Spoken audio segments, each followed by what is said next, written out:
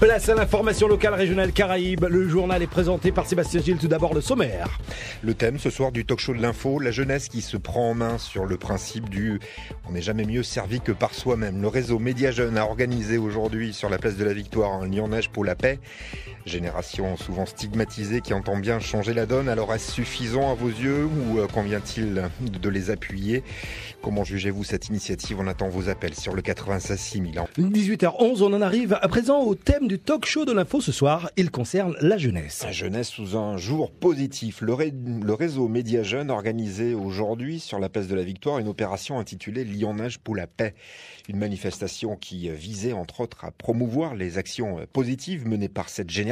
Elles sont nombreuses et afficher également l'implication de cette génération sur des grands dossiers de société comme la lutte contre la violence, contre les conduites addictives ou encore la prévention de l'environnement. Alors comment interprétez-vous cette volonté, cette initiative ? Est-ce un signe encourageant que la jeunesse veut prendre son avenir en main ? Comment la société, les politiques et la force publique doit-elle les accompagner ? Peut-on inverser la tendance ? Vos questions et vos réactions sur le 96 6000. Avec nous en direct, Delphine Tinval, bonsoir. Bonsoir Sébastien G. Vous êtes sociologue, Delphine Tinval. Comment interpréter cette initiative ? Quel sens doit-on lui donner ? Écoutez, il faut déjà l'encourager. Elle est dans la logique, entre guillemets, des actions que peuvent normalement mener des jeunes de 17-22 ans, puisque c'est l'âge de tous les défis, de tous les idéaux. Et concernant donc le réseau dont vous parlez tout à l'heure, que vous avez évoqué, ça fait des années qu'ils font un travail de fond. Et là, effectivement, ça leur permet de mettre en avant tout ce qu'ils ont fait depuis ces années. Et donc, oui, vraiment encourager, c'est très, très positif. Et effectivement, à pleinement soutenir, tant au niveau de la société civile, des familles, bien sûr, parce que je crois qu'ils ont déjà aussi quand même beaucoup travaillé avec les familles, dans les quartiers, entre autres. Mais également par rapport aux institutions, je suis bien d'accord avec vous. Nous allons voir ça dans un instant, justement comment les accompagner, comment la force publique doit les accompagner. Une génération en tout cas qui souffre pour une part d'un manque de confiance accentué certainement par la stigmatisation que l'on peut colporter au fil des faits divers. Cette reconquête sera un lent processus, Delphine Tinval, un lent processus qui impliquera donc forcément la jeunesse, mais l'ensemble des acteurs de notre société. Oui, c'est vrai que entre les générations, il y a toujours eu de la défiance. On peut remonter. Toutes les générations ont toujours mal regardé leurs jeunes, bizarrement, alors que la jeunesse a toujours été l'avenir d'un pays. Donc cette défiance a toujours existé.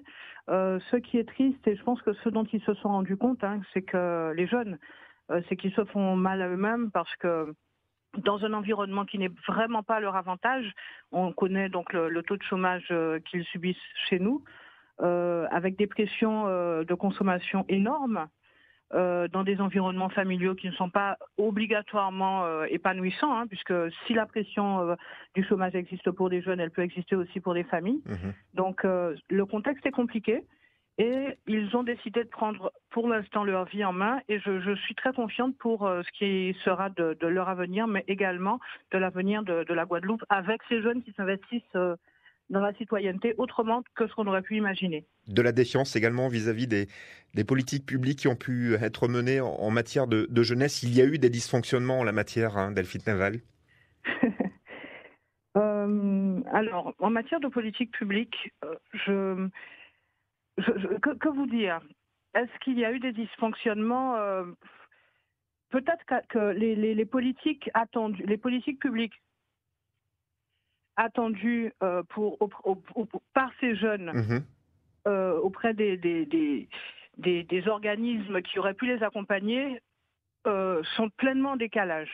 J'ai eu l'opportunité lors d'une étude à l'Observatoire des inadaptations et des handicaps d'interroger un certain nombre de jeunes dans des quartiers un peu compliqués et ils me disaient qu'ils n'avaient aucune attente par rapport aux dispositifs qui étaient mis en place pour eux. Et c'est embêtant. Effectivement, cette défiance était déjà là. Pourquoi ? Parce que quand ils y allaient, ils sentaient bien qu'il y avait un décalage entre ce qu'on attendait d'eux et ce qu'ils étaient. Et ils ne savaient pas comment combler. Et puis, de toutes les façons, ils se disaient peut-être aussi tout simplement que ce n'était pas à eux de combler. De combler ce qu'on attendait d'eux pour accéder à une meilleure prise en charge par une institution.